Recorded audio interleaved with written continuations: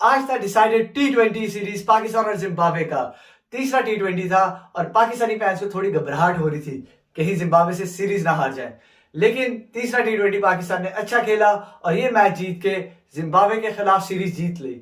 लेकिन जो सच्ची बात है, थोड़ी सी एक करवाहट है इस सीरीज के जीतने में। वो वाली खुशी और वो वाली जुबिलेशन नहीं है, क्योंकि एक्सपेक्टेशंस बहुत हाई थी कि पाकिस्तान या वन साइडेड सीरीज जीतेगा या मे बी यंगस्टर्स को कंसिस्टेंट चांस मिलेगा, और ये दोनों बातें नजर नहीं आई। बात करते हैं सिलेक्शन की। आज की जो टीम सिलेक्शन हुई उस पर नजर डालते हैं। तीन मेन चेंजेस थे। सरफराज वापस आया टीम में, शर्जील खान को दोबारा चांस मिला और साथ साथ हसन की वापसी हुई टीम में।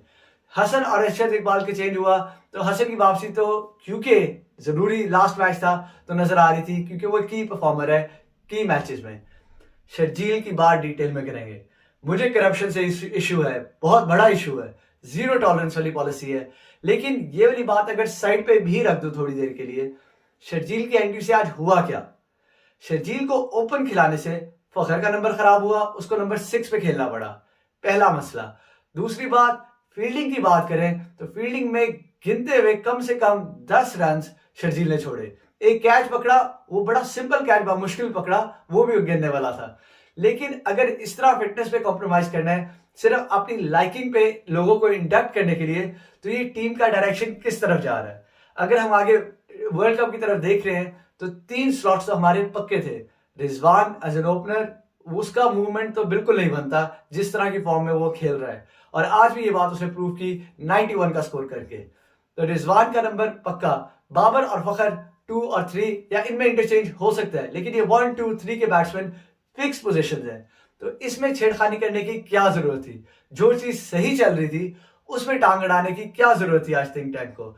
और इसमें मैं खाली मिसबा को जिम्मेदार नहीं ठहराऊंगा। मिसबा के साथ साथ ये बाबर की भी प्लेइंग 11 है, क्योंकि बाबर ने शर्जील को बैक किया था स्क्वाड में डालने के लिए।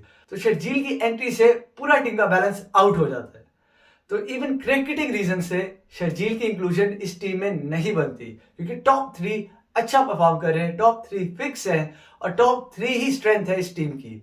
मसला था मिडिल ऑर्डर का, और उसको फिक्स करने के लिए फखर को छठे पे भेजा, आज सरफराज को खिलाया as a wicket keeper batsman, और इसको टीम में दोबारा इंडक्ट करना एक बहुत ही थॉटलेस और पॉइंटलेस चीज है, क्योंकि आप आगे नहीं देख रहे और दोबारा पास्ट में जा रहे हो।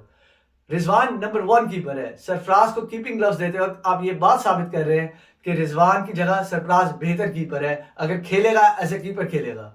तो जब रिजवान एक बेस्ट कीपर है पाकिस्तान का, उसमें सरफराज का हाथ क्यों आना चाहिए? और अगर बात करें तो मिडिल ऑर्डर की, यस सरफराज का एक्सपीरियंस काउंट होता है, लेकिन जब सरफराज एज ए कैप्टन भी खेलता था तो अपने आप को डिमोट करता रहता था ऑर्डर में, क्योंकि पावर हिटिंग उसकी गेम नहीं है। तो उसको दोबारा इंडक्ट करना एक ये लैक ऑफ विजन और एक ये शॉर्ट टर्म फिक्स नजर आया। आगे की तरफ देखता जाऊं तो मुझे सरफराज इस टीम में नजर नहीं आता, बल्कि किसी भी पाकिस्तान फैन को नजर नहीं आता। तो आगे देखा जाए तो आज की सिलेक्शन बहुत ही पैनिक सिलेक्शन थी। एक शॉर्ट टर्म फिक्स ढूंढा कि कहीं ना कहीं जिम्बाब्वे से सीरीज बचा ले, और अगर ऐसा ही थॉट प्रोसेस रहेगा तो आगे का विजन नजर नहीं आता। मेरे हिसाब से अगर चांस किसी को देना था तो हैदर अली को कंसिस्टेंटली देते, इररिस्पेक्टिव क्या स्कोर कर रहा है, कम से कम एक पूरी गो मिलती है उसको जिम्बाब्वे के खिलाफ। सिमिलरली दानिश अजीज को पूरा चांस देते, अगर इंडक्ट करना था तो अरशद इकबाल को पूरा चांस देते तीनों मैचेस में। पॉसिबल था तो फहीम की जगह मोहम्मद वसीम भी खेल सकता था, क्योंकि फिर यंगस्टर्स को एक अपॉर्चुनिटी मिल रही है इंटरनेशनल स्टेज पे। एक ये डायरेक्शन थी। अगर ये डायरेक्शन नहीं लेनी थी तो फिर कम से कम टॉप 3 फिक्स ही खिलाते हर सिंगल मैच में। रिजवान, बाबर और फखर फिक्स रहते, चेंजेस करने थे तो लोअर और मिडिल ऑर्डर में चेंजेस होते। लेकिन सरफराज की वापसी आना बहुत ही अजीब लगा, और शर्जील के खिलाफ तो मैं ऑलरेडी बात कर चुका हूं। तो आगे वर्ल्ड कप की तरफ देखा जाए तो इस सीरीज के बाद हम एक बखेड़े में पड़ गए हैं। ना हमें अपने ओपनिंग स्लॉट का पता है, ना हमारा मिडिल ऑर्डर सेटल्ड है। बॉलिंग कॉम्बिनेशन में शाहीन को रेस्ट किया, जो एक पॉजिटिव था, बहुत बड़ा पॉजिटिव। बॉलिंग की बात करें तो बॉलिंग में भी लेफ्ट आर्म स्पिनर की एक लैकलिस्टर परफॉर्मेंस नजर आ रही है। नवाज से जो एक्सपेक्टेशंस थी वो वाली एक्सपेक्टेशंस उसने नहीं पूरी की। तो ओवरऑल जो सीरीज, साउथ अफ्रीका सीरीज या उससे पहले जो कोर कॉम्बिनेशन नजर आ रहा था, अब ऐसा लगता है जिम्बाब्वे के खेलने के बाद कि हम थोड़ा बिखर गए हैं। कुछ समझ नहीं आई कि बेस्ट 11 हमारी क्या होगी, या इवन बेस्ट 15 भी क्या होगी अगर हम वर्ल्ड कप के लिए जाए। तो बहुत ज्यादा सोचने की बात है, फिक्र का लम्हा है। मिडल ऑर्डर का बहुत बड़ा इशू है। एक लेफ्ट आर्म स्पिनर का जो लोअर ऑर्डर अच्छा बैट्समैन हो, इमाद वसीम पड़ा हुआ है, लेकिन उसकी इंडक्शन बहुत जरूरी है।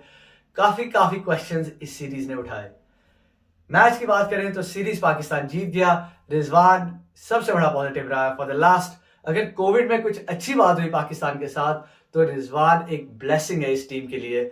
Over the last 6 to 12 months उसने अपनी गेम इतनी रेस की है, हर क्रिटिक को चुप करवाया है और प्रूव किया है कि ओपनिंग स्लॉट उसका पक्का है और वह अच्छे स्ट्राइक रेट से भी स्कोर कर सकता है। मेरे हिसाब से अगर पाकिस्तान में इस वक्त सबसे बेहतर क्रिकेटिंग माइंड है वो रिजवान का है। उसकी आज की 91 की नॉक की बात करता हूं, जो सबसे बड़ा क्रूशल पॉइंट था कि पाकिस्तान का स्कोर 160 तक पहुंचे, जो कि 165 तक पहुंच गया एट द एंड, क्योंकि बाबर दूसरे एंड से स्ट्रगल कर रहा था। 50 की बाबर ने, लेकिन वो वाली 50 नजर नहीं आई कि एक फ्लरिश और फ्लो वाली हो। जहां स्लो विकेट होती है, स्लो पेस होती है, बाबर के भी बैटिंग का फ्लो कम हो जाता है। उसके पास वो पावर नहीं नजर आती कि स्लो पेसेस पे, स्लो विकेट पे वो बाउंड्री आराम से क्लियर कर सके। लेकिन रिजवान की मैं बात करूंगा, उसने जो 91 किया, अंडरस्टूड बात थी उससे कि सिक्सेस मारना इस ग्राउंड में थोड़ा मुश्किल है और वो हमें लास्ट T20 में भी नजर आया। इसलिए उसने यूटिलाइज किया लॉन्ग बाउंड्रीज और consistent running, consistent double run, singles को टूज में कन्वर्ट किया और कर्टेसी उसकी रनिंग की, उसकी गेम अवेयरनेस की, पाकिस्तान 165 तक पहुंच गया। बहुत ही अच्छी knock. Man of the series था रिजवान, और मैन ऑफ द सीरीज का हकदार भी था। साउथ अफ्रीका की सीरीज हो, जिम्बाब्वे की सीरीज हो, उससे पहले होम सीरीज हो, रिजवान एक शाइनिंग लाइट है पाकिस्तान के लिए। और एक वर्ल्ड कप में अगर किसी का बड़ा कंट्रीब्यूशन नजर आता है तो वो रिजवान पे डिपेंड करता है डेफिनेटली। बाबर की बात करेंगे, बाबर ने बहुत स्लो खेला, अपनी इनिंग्स के हिसाब से भी स्लो खेला। एंकर की जरूरत नहीं थी, पावर रेटिंग की थी। बेहतर था कि शायद थोड़ा जल्दी आउट हो जाता तो फखर को ज्यादा चांस मिल जाता। नेवरदलेस जब पाकिस्तान ने 150 क्रॉस कर लिया था, मेरे हिसाब से पाकिस्तान का जो एक्सपीरियंस्ड बॉलिंग अटैक है, जो डेथ ओवर्स हैं, जिम्बाब्वे के लिए बहुत मुश्किल होने थे। जिम्बाब्वे के पास वो कैपेबिलिटी नहीं है कि इस तरह का स्कोर चेस किया जाए। उनकी बैटिंग में बहुत वीकनेसेस है, बॉलिंग उनका स्ट्रॉन्ग सूट है। तो यही हुआ। जिम्बाब्वे की बैटिंग की बात करें तो अच्छी पार्टनरशिप उनकी स्टार्ट में लगी, लेकिन जब वो डेथ ओवर्स आते हैं, जब वो क्रूशल टाइम आता है कि 10 एंड ओवर चाहिए था, रन रेट इंक्रीज करना था, पाकिस्तान की डेथ बॉलिंग उनके लिए बहुत अच्छी। हसन अली की बात करूंगा तो 4 आउट किए, बहुत शानदार बॉलिंग कराई, अच्छी यॉर्कर्स, अच्छा चेंज ऑफ पेस, और ये मैच पाकिस्तान के हक में करवा दिया। ओवरऑल पाकिस्तान की जो बॉलिंग थी, इवन दो फर्स्ट हाफ थोड़ा बुरा गया, पार्टनरशिप लगी हुई थी, विकेट्स इन हैंड थी, लेकिन ये पता था कि पाकिस्तान की डेथ ओवर्स जिम्बाब्वे के लिए बहुत मुश्किल होंगे। लेकिन इस सीरीज सारे जीतने के बावजूद बहुत से क्वेश्चन मार्क्स आते हैं काफी चीजों पे।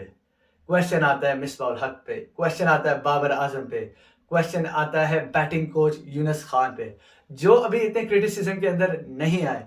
लेकिन अगर पाकिस्तान की बैटिंग की बात की जाए तो वो एक स्पाइरल डाउन कर्व पे जा रही है। तो एज अ बैटिंग कोच वो भी आंसरेबल हैं कि कैसे इसको इंप्रूव करना है। बात थोड़ी करूंगा कि वर्ल्ड कप पे मेरे हिसाब से पाकिस्तान के जो टॉप 3 है वो फिक्स्ड होना चाहिए। पाकिस्तान के जो बॉलिंग यूनिट है उसमें इमाद वसीम, उस्मान कादिर और साथ 3 या 4 पेसेस जिसमें हसन अली है, शाहीन है, और साथ साथ Faheem Ashraf as an allrounder, और उसके साथ साथ हसनैन। ये कोर ग्रुप पाकिस्तान का बहुत स्ट्रॉन्ग है। मिडिल ऑर्डर की बात करूं तो हफीज पे मिडिल ऑर्डर बहुत रिलाई करता है, उसकी फॉर्म पे बहुत रिलाई करता है।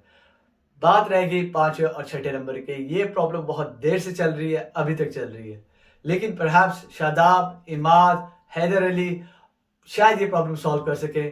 नजरें होंगी PSL पे कि कौन आउटस्टैंडिंग परफॉर्मेंस देता है कि ये स्लॉट्स कवर करे। शर्जील मेरी स्क्वाड में भी नहीं आता, शर्जील मेरी टीम में भी नहीं आता। और ये सिर्फ करप्शन की बात नहीं है, ये बात है फिटनेस की, ये बात है उसकी बैटिंग पोजीशन की जहां सरप्लस टू रिक्वायरमेंट है।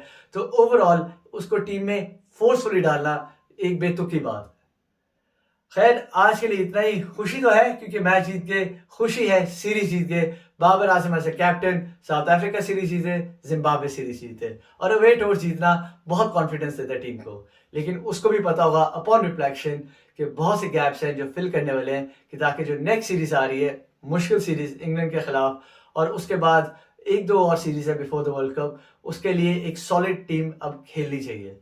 अब टेस्टिंग, एग्जाम्पल्स, रोटेशन, इस पॉलिसी से थोड़ा बाहर आके एक कंसिस्टेंट 11 के साथ जाना चाहिए। रद्द बदल एक आधा बंदा depending on pitch and conditions, लेकिन एक कोर ग्रुप नजर आना चाहिए जिसको आप बैक करें कि ये हमें वर्ल्ड कप जिताएगा। उनको कॉन्फिडेंस देना अभी बहुत जरूरी है कि ताकि अगर कोई मिस्टेक्स है तो वो अभी हो जाए, बाद में ना हो। आज के लिए सिर्फ इतना ही। अब होगी अगली टेस्ट सीरीज, तो इंशाल्लाह मुलाकात होगी टेस्ट सीरीज पे। Thank you so much.